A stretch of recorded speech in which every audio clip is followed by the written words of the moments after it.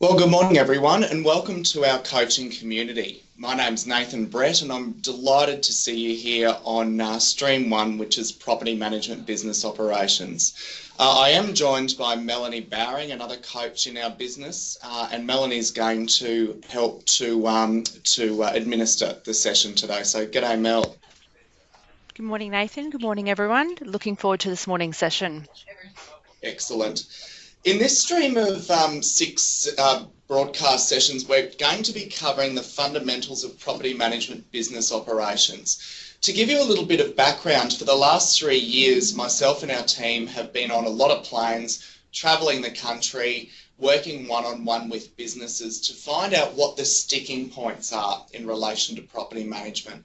Stream 1 and everything that we deliver in the next 6 broadcasts relates directly to things that businesses, property management businesses, have needed to implement 100% of the time to avoid what we call sticking points.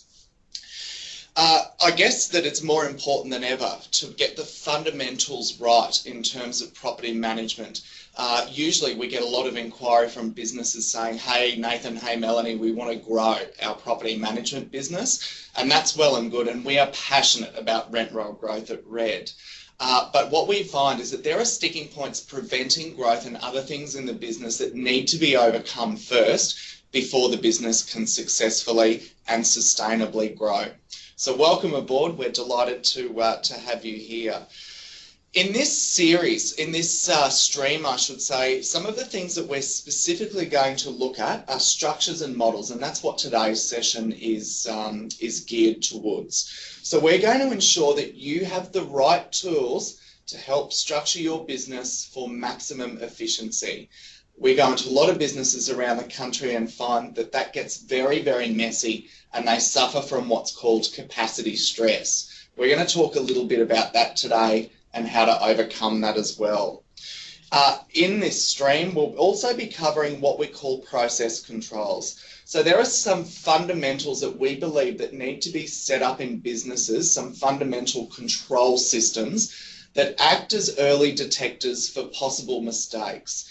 These control systems help to regulate, reconcile, and control work to make sure that nothing is missed in agencies. So that will be our next session. We'll be covering all of the control systems.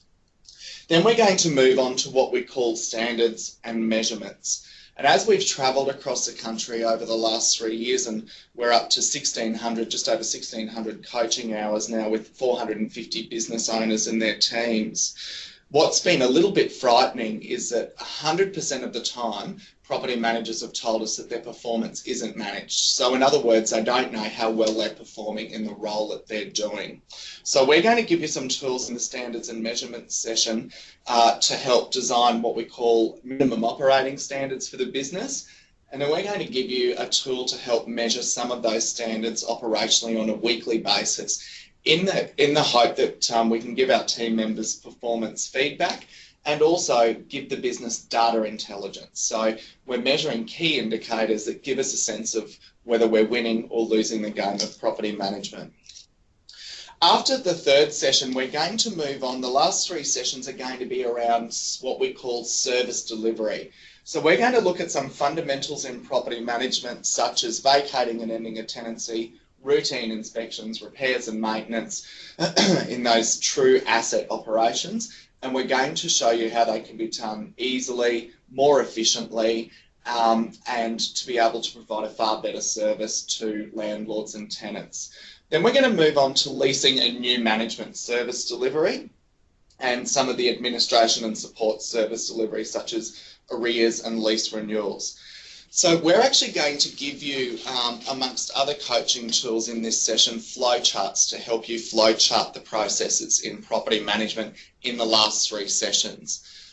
Again, when we visit agencies, it's often the case that many people are operating with many different standards and many different service delivery techniques. I guess the aim of those sessions is not only to make it easier to do those operational areas, but also we'll give you the tools to be able to document the service delivery.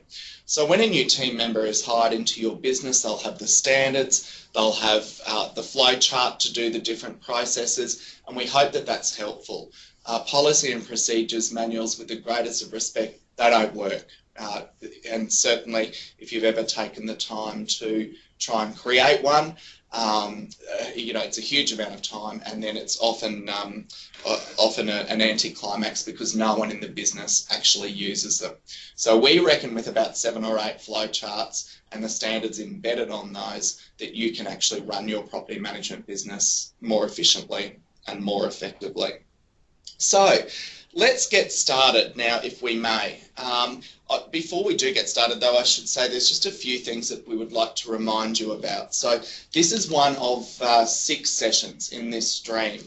And at the end of each session, we're going to give you access to our coaching community to be able to download and use the tools that we're delivering in today's session. So an email went out to your office yesterday with the instructions on how to gain those.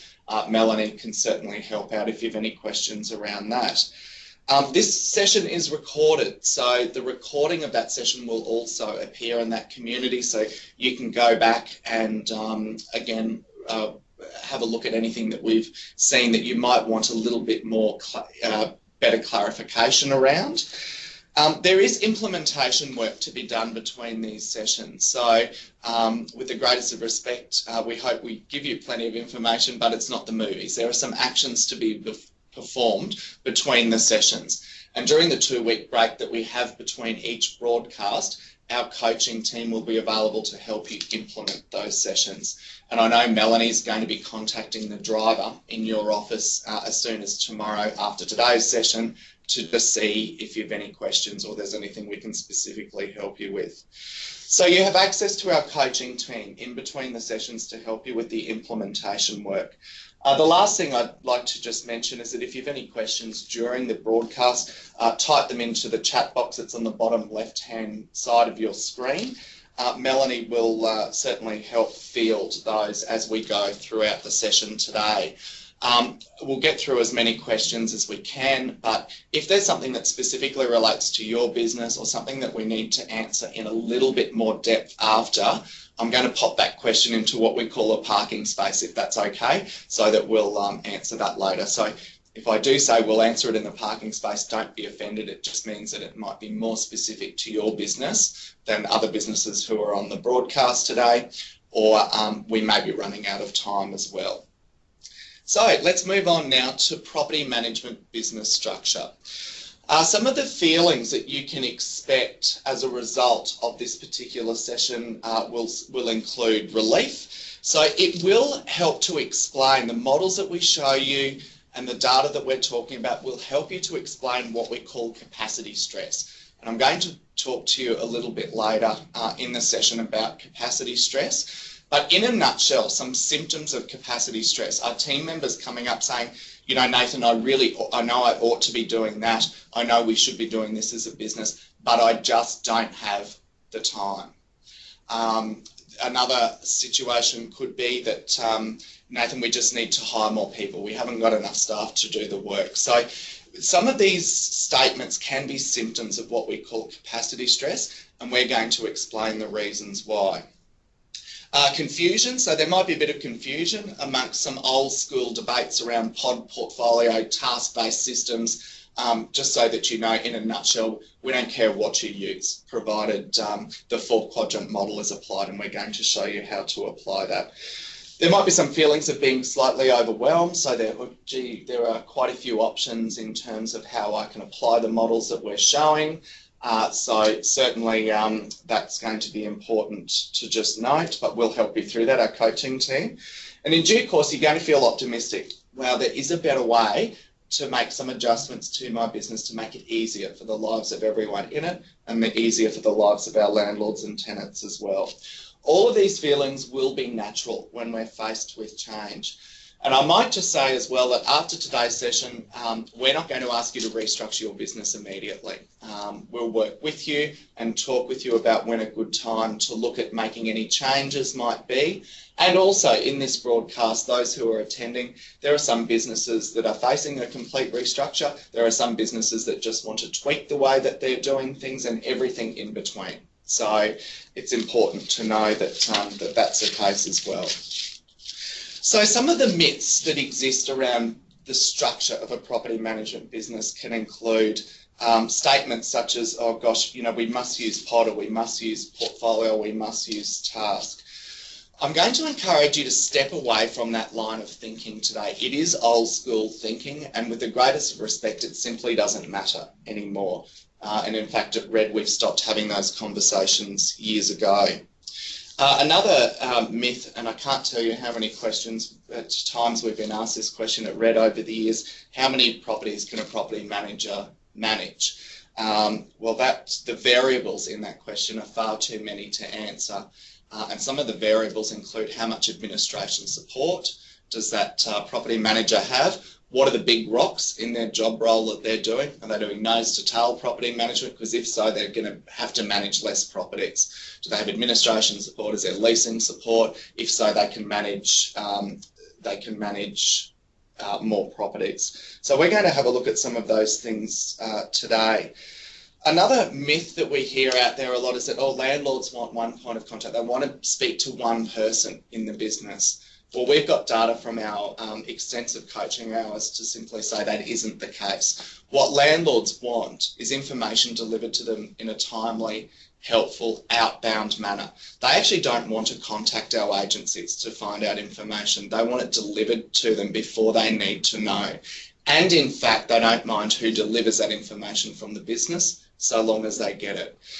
They do care when they have to ring up or send an email to find out information. That's when they care. So I just wanted to point that out as well. Modern thinking around business structure looks at skill sets and leverage points, and we're going to talk about that a little bit today. For example, those who lease properties and those who grow rent roll businesses quite simply have a different skill set to those who manage properties. We talk about that sometimes as the gainers and the retainers. There are different skill sets to gain new business versus different skill sets to retain the business that we have. And that will start to become clear when we start to talk through the models. So they have different skill sets, and they quite often have different temperaments as well. Modern thinking around structure is also that anyone can deliver timely, helpful and outbound information rather than being reliant on one person or a number of people in the business. So think about the service delivery that we encounter. You know, if we fly on Qantas, which we do a lot at Red, I'll often step into the lounge and they'll say, "Welcome back, Mr. Brett." They have no idea who I am, but their systems will ensure that there's information to tell them what status I am, which lounge I'm allowed into, what flights are going to occur, etc. The same perhaps when we contact Apple, for example. We don't deal with the same person every time, but that person has the intimate knowledge of the information or the technology that we own, etc., and our background and our history with that organisation. It's becoming more and more like that in property management, so it's very important to understand. Okay, so I guess in terms of looking forward with relation to what's happening and the best way to structure a property management business, it may just be worthwhile taking a few moments to step back and look at the history in relation to property management and how we got ourselves to this particular point. I think it goes without saying, and I'm sure that everyone who's listening today will agree, it seems like almost every day, every week, every month, the expectations of our landlords and tenants who do business with us are increasing. And it seems like the volume of work at the same time that we need to do, or the number of jobs, I should say, is increasing in property management. So without looking at structure, we quickly can find ourselves in a level of what we call capacity stress, where we've just got too many things to do during a day. And if we look back, and I'm just going to open my whiteboard here. for a moment. I'm going to just have a quick look at the what we call the history of property management. So how this actually began properly was about 45 years ago. Real estate agencies decided to embrace rental management or property management. And what they did is they actually decided to hire a person who had some skills to be able to manage largely rent collection and the management of tenancies, so putting new tenants into the property. So what happened is most businesses hired someone, and you'll see that I'm a fantastic artist here. Most people hired one property manager. The property manager was typically female because it was largely rent collection and leasing that they dealt with, and they figured females were better than blokes at doing it at that time.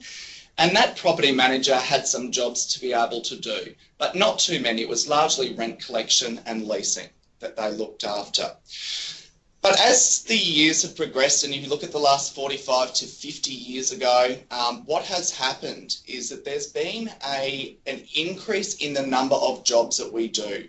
Residential tenancies was increased sort of 20 to 30 years ago across most of the states. So suddenly property managers had to lodge bonds and do condition reports. And there were other jobs associated with the compliance around residential tenancies. If we move forward, now we've got property compliance to deal with. So in a lot of areas, there's legislation around smoke alarms and safety switches, and different legislation, swimming pools that we need to deal with. So the number of things that property managers have had to do over the years has dramatically increased. What a lot of businesses have done over the years is recognise the capacity stress, or the level of capacity that the property manager's running at is too high, and they've simply hired another person, and they've split either the number of jobs or the number of clients that they look after, but that person is essentially doing the same role. And so I guess what has happened over the years is that businesses have sort of gotten themselves into a mess, because when we walk into property management businesses, if we sat and just watched property managers work traditionally, or traditional property managers work throughout the day, what we notice is that at different times, everyone in the business is doing similar tasks. So it might be in some businesses we walk into that they might have 3, 4, 7, 12 property managers all managing arrears management at the same time. And then at other times, perhaps, we can see that things like repairs and maintenance are being done at a similar time. And what we know from the work that we've done in property management is that it's not the number of jobs, it's not the number of properties that an agency manages that causes capacity stress, it's the number of jobs that someone can manage. So it's really important, I think, to understand how that has happened in the past, looking back, to see how we might be able to fix it moving forward. The other thing that I want to introduce you to today is what we call the capacity level, your current capacity level. And again, with my brilliant artistic skills, if we have a glass of water, there will be a level of water in that glass that, oops, I don't know what I've done there. Let's go back and try that again. There will be a level of water in that glass. And I'm using this analogy to represent what we call the current capacity level. So there's a glass, there will be a level of water in that glass. That's what we call the capacity level. So when we go into businesses, what we often find is that property managers and the whole property management business is operating towards the top of that glass. You know, their capacity level is extremely high, which means that they can't physically take on more properties. And we've had many conversations with business owners over the years asking the question, you know, what would you do if we put another 120 or 150 properties on your doorstep this afternoon to manage? And with the greatest of respect, many business owners have said to us, Nathan, we'd have chest pains, you know, we wouldn't know what to do. Largely, it is because that capacity level, the current capacity level, is too high. So what we're aiming to do today is to look at models that we can actually apply in our business to reduce that capacity level down so that the business can take on more properties to manage without the stress of it all. And in the last 3 years, we've been able to do that quite successfully so that business owners don't have to continually hire additional staff members to get the job done. And it's interesting, one thing that, I should say that is very interesting is that actually doesn't work. If you've got a whole bunch of people doing a whole bunch of tasks that are the same tasks amongst either a client base or a number of properties, it actually doesn't fix the capacity problem. So we find businesses that get into a whole degree of difficulty around hiring too many people, and they literally just bump into each other in the office. But the work doesn't get done and it doesn't reduce that capacity level. So applying the right model to start with will help to reduce that capacity level. But throughout this whole stream 1, everything that we are teaching will actually help you in your business to reduce that capacity level, make life easier, give you back time, and give you the ability to eventually manage more properties. So I hope that answers the question there. I might just pause for a moment. Melanie, have we got any questions on that to start off with?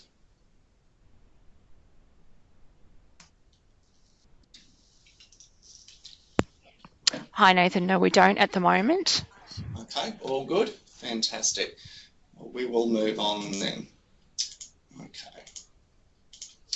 So now what I'd like to do is introduce you to one of our first models that we use at Real Estate Dynamics, and it is called the 4-quadrant model. So I hope everyone can see that. I'll just make sure that we can.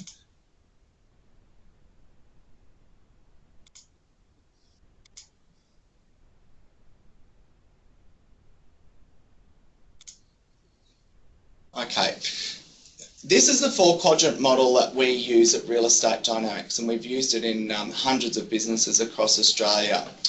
I guess to start off with, the most important thing we can do is explain the 4 quadrants and what they mean.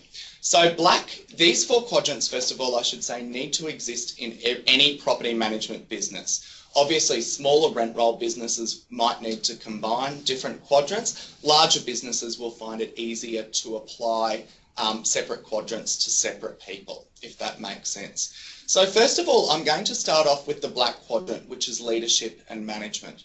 So of course we need leaders and we need someone controlling leadership and management in any business. So some of the big rocks that we talk about in the black quadrant are vision, strategy, actually executing strategic growth plans.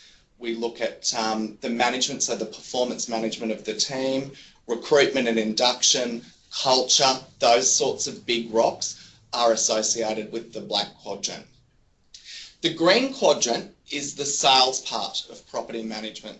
So when we talk about the green quadrant, the 2 big rocks we're actually referring to here are rent roll growth, so a person or people or part of a person whose responsibility it is to actually grow the property management business. But we also put leasing into this green quadrant as well, because it is the same skill set. So whether it's business development for landlords or business development for tenancies, the green quadrant is where you will find the right people with the right skills to do those particular roles. Operations, the blue quadrant, are true property management or asset functions. So when we're talking about the blue quadrant, the big rocks that we're referring to are ingoings or entries, outgoings or vacates, routines, routine inspections, and repairs and maintenance. They're the true property management asset functions in the blue quadrant. And the last quadrant is administration, or we call it essential services at Real Estate Dynamics. So that's anything to do with the collection of money, anything to do with generation of paperwork or generation of documents and paper and data is where we would look at the red quadrant. So a business is, and this is where it becomes a little bit interesting, because when we go into businesses, what we often find is that most people in the business are spread across the green, the blue and the red quadrant. So property managers are often doing some or all work in leasing, or rent roll growth, and then they're doing repairs and maintenance, ingoings, outgoings, whatever it may be. And part of their role includes administration and data management as well. And some businesses we go into, the black quadrant person actually sits in the middle, and they're actually in all 4 quadrants. So what happens when that occurs is that capacity stress is far higher than it ought to be. And there are a whole lot of complications that exist. One of the big complications is that there are different skill sets required to do these roles. If I'm looking for someone to grow the rent roll or to perform a leasing function, they have more of a sales background. They have a very high sense of urgency. It's people that we would typically find in our sales business. And when we look at this quadrant, that makes sense as to why our top performing salespeople aren't good at administration and paperwork, because it's a different skill set and a different quadrant. We're looking at the blue quadrant now. We with ingoings, outgoings, routines, repairs and maintenance. That is a different skill set. Property managers with true asset functions need to understand that they're not going to achieve everything they need to achieve in a day. You know, there will be work that will need to be followed up and done tomorrow from work that we've started today, and that's okay. We can reconcile that and we can deal with that. So it's a different skill set to be able to manage, I guess, that client relationship in the blue quadrant. And then administration and support's a completely different skill set again. Our team at Real Estate Dynamics, who are in our red quadrant, essential services and administration, are excellent at data management. They're superb in building systems that create efficiency when it comes to administration and support. But if I put that team in the green quadrant in front of a new prospective client, they'd simply freak out because it's not in their skill set. So this is the first document to acknowledge, the first model to acknowledge. And one of the questions I'd love for you to ask yourselves at the moment is, how does it feel in your business? Are the quadrants clear? Do you know who's sitting in each quadrant? Or does it feel very messy where you've got team members across multiple quadrants? Because if so, the tools that we give you today and the coaching work that we'll do afterwards will help you, the implementation work will help you to sort out the structure of the business. Now, there's a couple of other things that we need to talk about in relation to this model as well. And the first one is that some of the jobs that we do in property management are scalable. We can get leverage off them, which means that we can grow the rent roll without having to continually hire additional people to do it. Administration is one of those. So if I'm managing rent collection and trust accounting, or even arrears management for a business that's 400 under management, or for a business that's 650 under management, the volume of work isn't much different, because I don't have to get out of the office and go to a property to do the work in the red quadrant, if that makes sense. It's scalable and it's leverageable.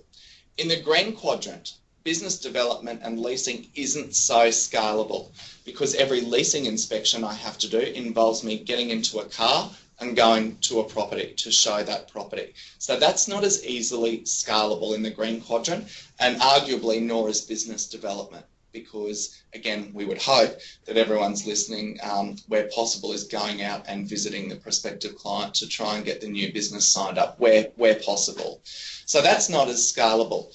If we have a look in the blue quadrant, ingoings, outgoings and routines are not as scalable. Again, every one of those jobs involves me getting into a motor car and going to a property to do. So, but repairs and maintenance is a little more scalable in the blue quadrant, because I don't have to go out of the office very much to manage repairs and maintenance. Does that make sense?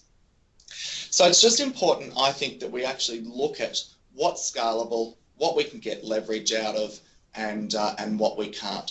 So I guess to take the next step forward, as businesses grow, we often find they need less people in the red quadrant compared to blue quadrant, for example.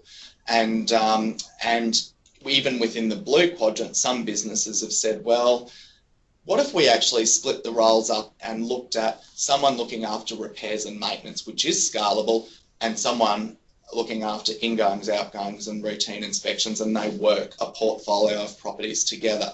And that's actually creating true efficiency in a business. Now, I'm not saying you have to do it that way, but I'm just offering you some suggestions of how businesses have applied that model.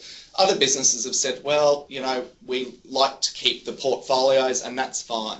But what they probably need to do is have a look and make sure that the portfolios are the blue quadrant work. You know, it is so important to have leasing right in a business, and it's so important. It's directly related to property management growth. So a leasing function in a business is, in our opinion, just so very important to make sure that's right. And we do know with the thousands of property managers we've spoken with over the last few years, when their capacity stress rises and the volume of things that they've got to do increases, one of the first things that drops off is leasing. And one of the first things our landlords want us to do is rent the properties. So it's super important to recognise that. So that's the first tool that I want to show you, and I'm just going to let you sit with that for now, because again, this is work that we're going to have to do after the broadcast today in many offices. But before I move on, again, I'll just ask Melanie, are there any questions that we ought to field at this stage? No, nothing further at this moment, Nathan. Nothing further? Great, fantastic.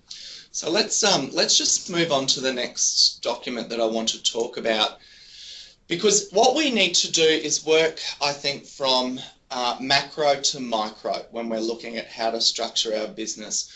What we often do and what we often find in businesses is that happens the other way around. So we get lots of calls saying, hey, can you help us with recruitment of a property manager? We're looking at recruiting someone.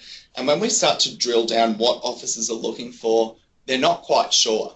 And this is largely because of the way that we've operated in the past. So again, the first thing to do is to identify the four-quadrant model and understand that it exists. The second thing to do is to look at the draft roles per quadrant. This is the document, and these coaching tools will be available to you in the community after this. So we've split up some of the big rocks in those four quadrants for you to have a look at.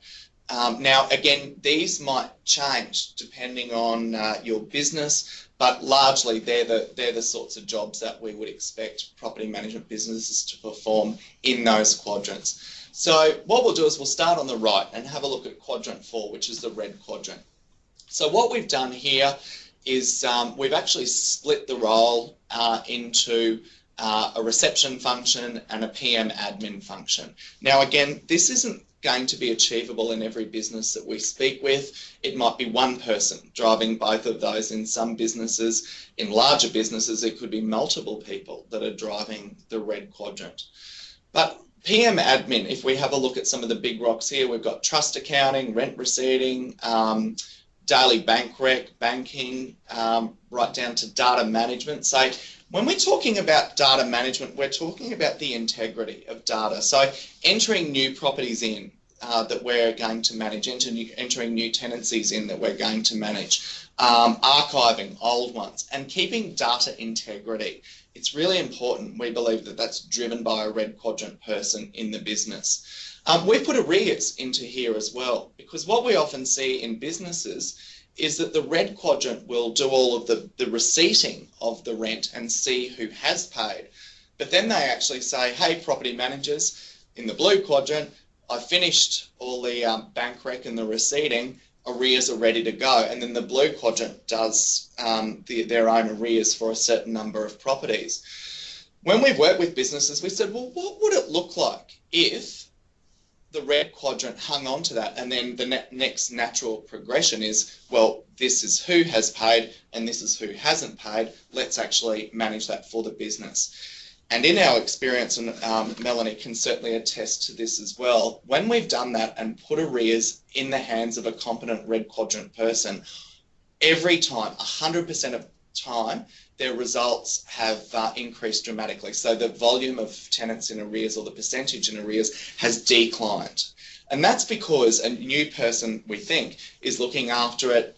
They really don't have time for the stories of the repeat offenders that sometimes we hear as property managers, and they simply get on with the job and they do a fine job of it as well. So if that's the case, suddenly that gives time back to the blue quadrant to do other things.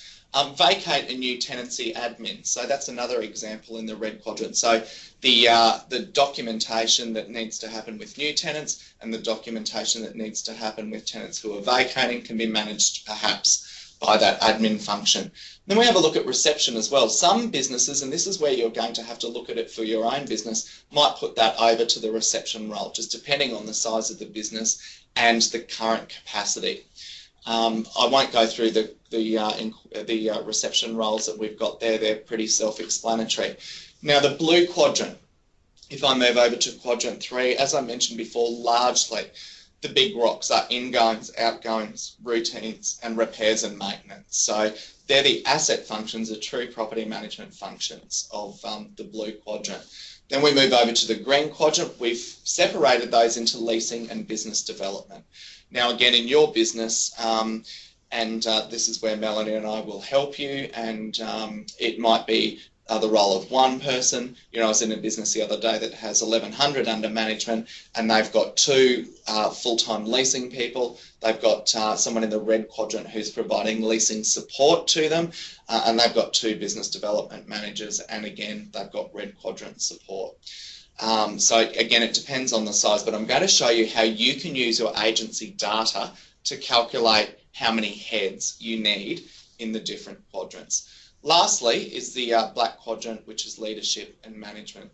And I can't tell you the number of conversations we've had with people who are department managers or business owners saying, Nathan and Melanie, I would love more time to sit in the green quadrant, but I just don't have the time. And so consequently, I'm sitting in the green, I'm sitting in the blue, I'm sitting in the red, but I really should be sitting in the black. So we'll be able to help you, I suppose, get into the black quadrant as well. So first, that's the document that we would suggest that you use in relation to drafting the big rocks or the draft roles per quadrant, which is the next step in the process. You can also use this document to help you with your data, coincide with your data, to reconcile your data, to work out how many heads you need in each quadrant. And this is when we get asked the question, how many people do we need in a property management business that manages 400 or 800 or 1,200? This is when we turn around and say, well, actually the answer is in the data in your business. So for example, let's just use the blue quadrant to start off with. Let's just say, and yes, there are some other areas here. Let's have a look at the big rocks. So if we were to work this out, we would say, okay, how many repairs go through your business every week? How many repairs and maintenance jobs? To help you out with that answer, by the way, our data from RED suggests that virtually every rent roll we've been into, the size of their rent roll, half the size of the rent roll are the volume of repair jobs that go through the business every month. So if you have a rent roll of 1,000, you will have 500 repair jobs that will go through every month. Divide that by 4 weeks roughly and work out how many jobs are going through the business every week. Then we'd actually work out how long it takes to complete a repair job. So for example, a lot of officers said, well, Nathan, if you looked at some of the more simple jobs right through to some of the more complex jobs and all of the work that we need to do to get it in the system, manage it, speak to landlords and tenants, engage tradespeople, that sort of thing, if we allowed half an hour per job, that would probably be it.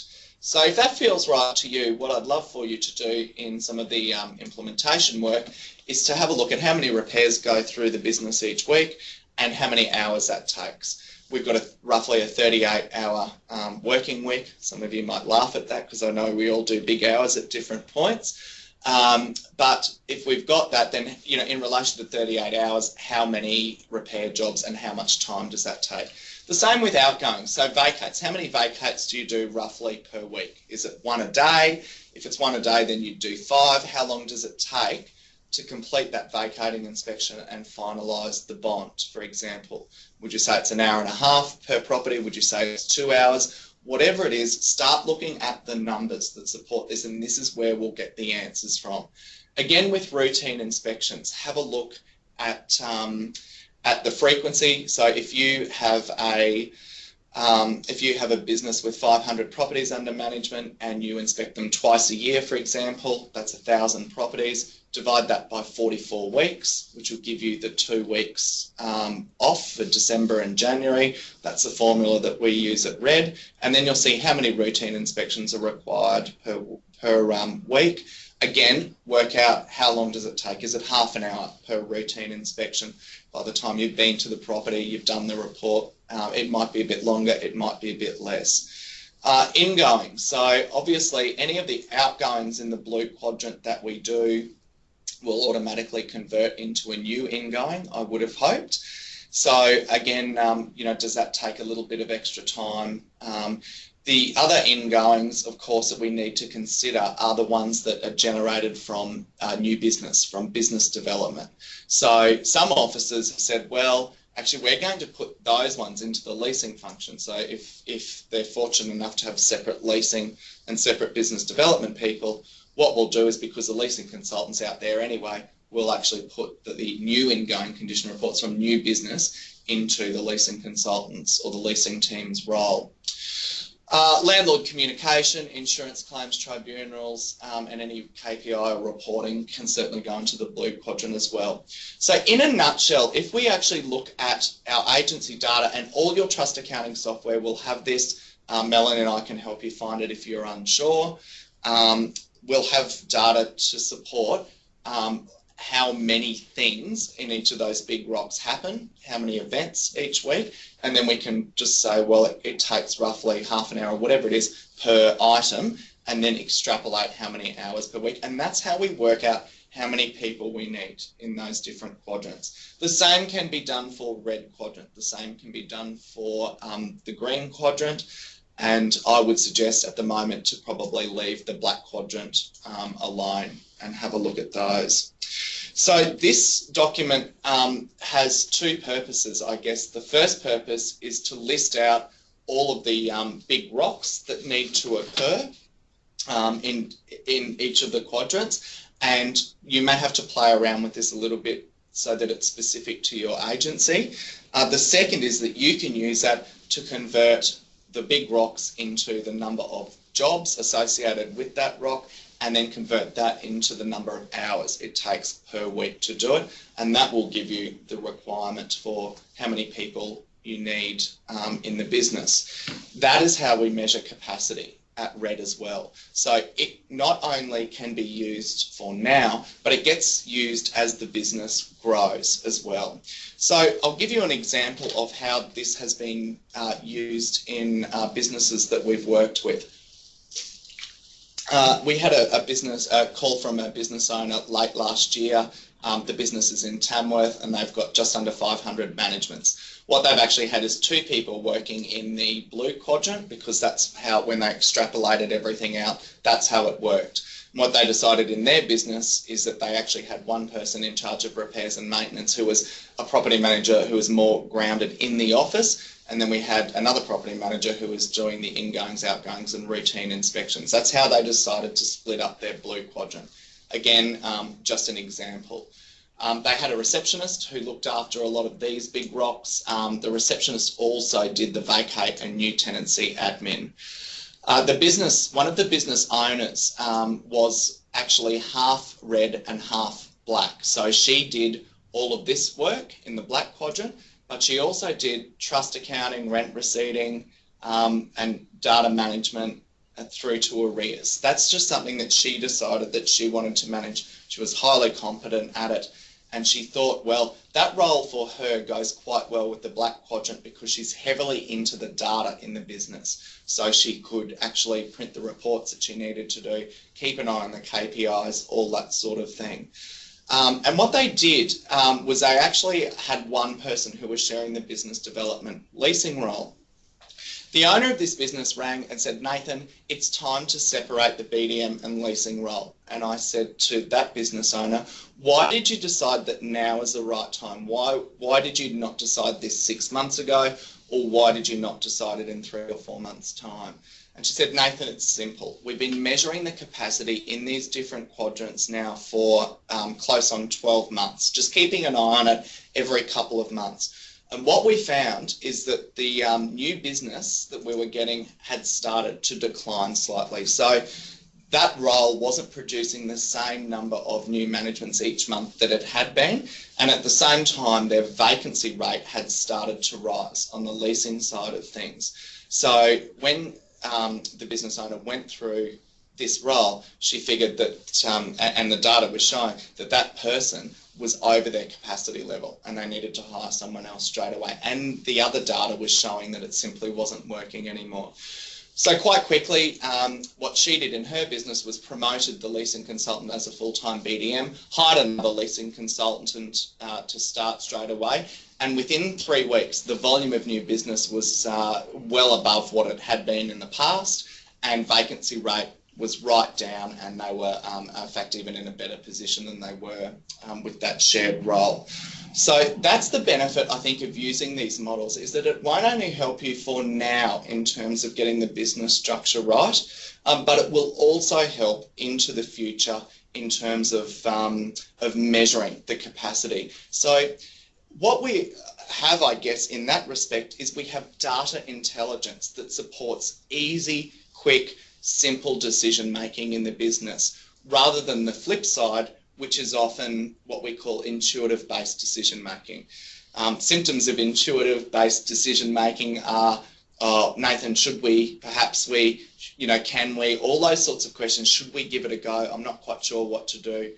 Some business owners and their teams are awake early in the morning worrying about this sort of thing, rather than having the data that tells you exactly what needs to be done, what needs to be changed, and what needs to be adjusted in your business. So I hope that model will help to sort that out for now and for the future as well. And again, just before we move on, I'll do a check-in with Melanie. Melanie, any questions from our community at the moment?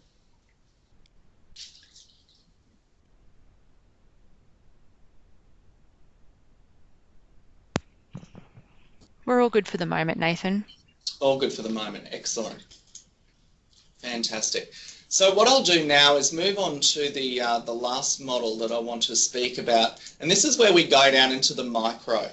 So what you'll recall is that what we suggested that we do in order to get the maximum benefit out of this session is go from the macro, so the big rocks, right down to the little jobs. So far what we've covered is the 4-quadrant model. Yep, we need to understand that they exist, we get it, down to the draft roles per quadrant. And that's looking at what are the big rocks in black, green, blue and red. What we need to do now is drill down into all of the little jobs associated with those big rocks, if that makes sense. And it's from this document that will help you to be able to do that. And this document will also help you to draft job descriptions. So again, when we go into businesses, we often find, and we've found this for years in going into businesses, that a lot of people are very wobbly around their job descriptions or the job descriptions of their team members. And culturally, everyone needs to know in a business what everyone's getting paid to do. Otherwise, it can become extremely wobbly in a business. So this task and responsibility allocation document will help you to drill right down into the individual roles again for the business. So we've got some tags here in the different quadrants for you. There's some instructions here that I just need to point out as well that will help you to actually unlock this document so that you can use your mouse to create X's in the boxes below, and you can also adjust or remove any of the items that aren't relevant to your particular business. So those instructions are important to notice. But if you have a look here, we've got all of the jobs that we do in property management, and there's a plethora of them. And so we've got here some roles, and again, you might need to change these for your particular business, but some of the acronyms are explained at the top of this document, and one is reception. We've got PA or administration, property manager, property management assistant, if that's something that or terminology that you choose to use. BDM, LC as leasing consultant. So there are some here that that are listed for you as well. So again, they will need to be changed depending on your specific business. And then it's simply a case of going through this document and looking at which role or which job is assigned to the roles in your business, understanding the 4-quadrant model. So let's just have a look at an example at the top here. We've got new managements or new business. So the first micro job is attach the new management checklist to the management agreement and the documents from the landlord. So in some businesses, that might be the business development manager's role. In others, it might be the administrator's role. Again, horses for courses. Complete the listing form and write the marketing copy. So again, that might be, for example, a business development role, or in some businesses, it might be the leasing consultant role. Prepare files, hard copy and electronic.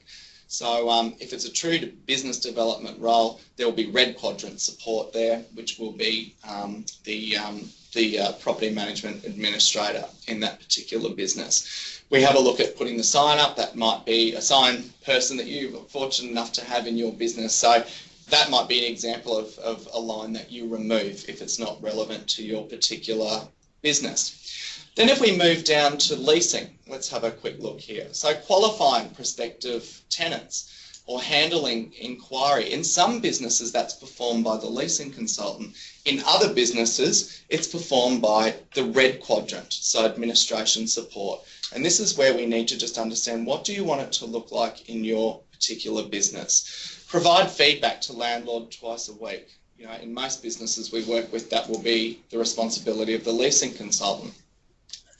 Contact landlords prior to advertising or marketing deadlines. Again, that could be green or it could be red. Following up a tenant inquiry, again, could be green or could be red.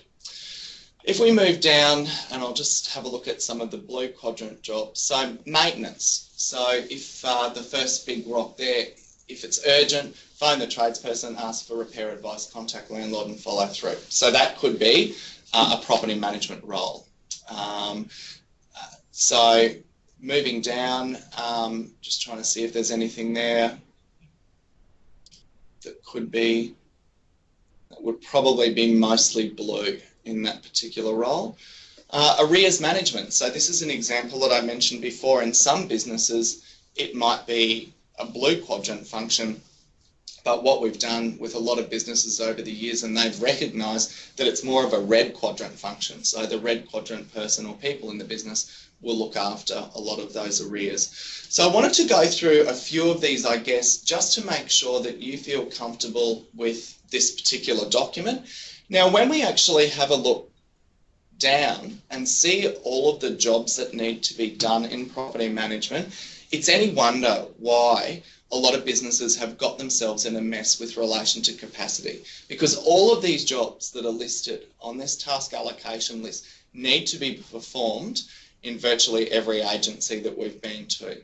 So there are a huge number of jobs that we need to do in the great big world of property management. And if everyone is replicating, or there are several people that are replicating these jobs, that's where the water level in the glass will be heavily reduced, as opposed to getting the 4 quadrants right, looking at the draft roles per allocation, and then drilling right down into the micro tasks.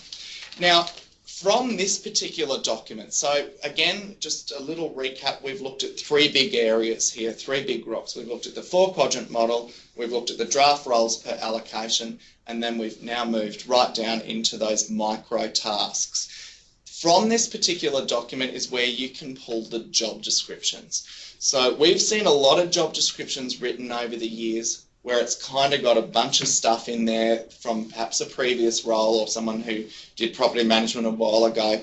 And then at the bottom of that document, there's a statement that says something like, and anything else directed as directed by management. What concerns us at RED is that it's that anything else stuff that often gets missed, overlooked, or no one knows who's doing. So this will help you to actually clarify job descriptions And quite simply, you can just copy and paste the actual jobs from this into a template and create the job descriptions from here. So again, going from macro to micro or big to small. So something else that we are putting in the coaching community for you as well, I know the girls have organised this, is that we've got some templates out of our PM Boss system which have their job description templates for you to use. So what I'd be doing after you do some work with our coaching team is going through exactly that and pulling out the relevant parts to a particular job, using the templates, paste them in, and before you'll know it, you'll have a very accurate and easy job description. And then everyone in the business will know exactly what everyone's doing. So again, I'll just pause there because this is a hard session that we're doing today. We're going from hardest to easiest in this stream. Melanie, have we got any questions on that? No, nothing further, Nathan. Okay, we're a really smart bunch on the community then. That's awesome. If anyone's thinking that they should ask questions, by the way, rest assured if you, again, our coaches will be working with you during the 2-week break to help you implement some of this stuff.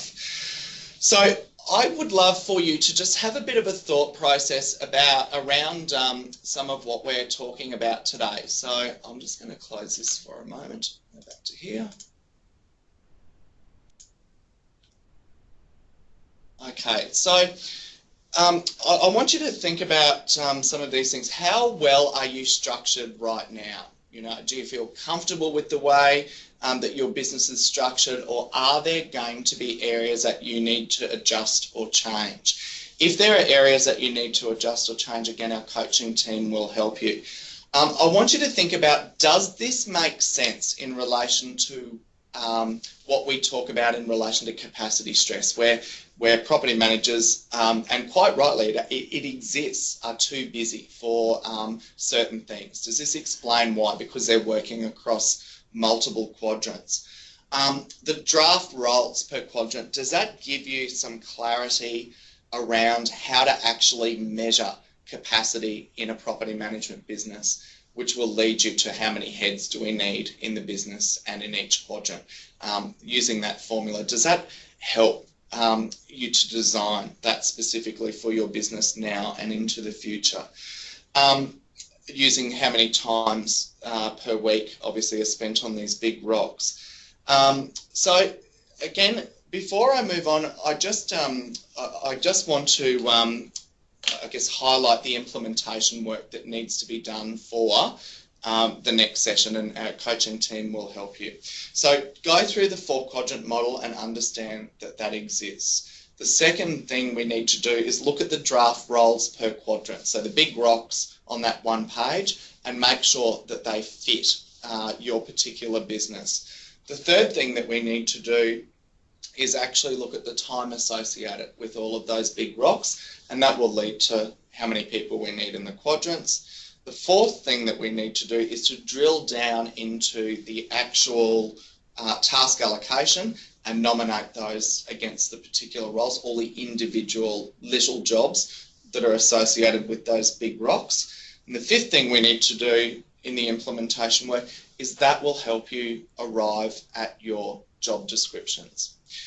I suspect that there'll be a fair bit of work to do in that, and you are not going to be able to amend or change your business structure just after this session or in the next 2 weeks. In fact, what's going to happen, and we would encourage you, it probably won't be until after the 3rd broadcast that you'll be able to make some changes in the business, and there's a reason for that. So, and I'm going to go through that in a moment. Mel, any other questions before we move on? No, you're right to continue there, Nathan. Okay, thanks, Mel. So what I wanted to do now, they're the implementation work that we need to do. There will be some other processes that need to be put into your business when you're looking at changing the business structure. And we're going to cover those particularly in the next two sessions together. So the next session that we will be delivering is process control. And I mentioned at the beginning, we'll be looking at helping you to implement process controls or control systems in the property management business that will act as early detectors for possible mistakes. It'll help you to reconcile, regulate, and control work in the business. And that will be essential if you're looking at changing your business structure.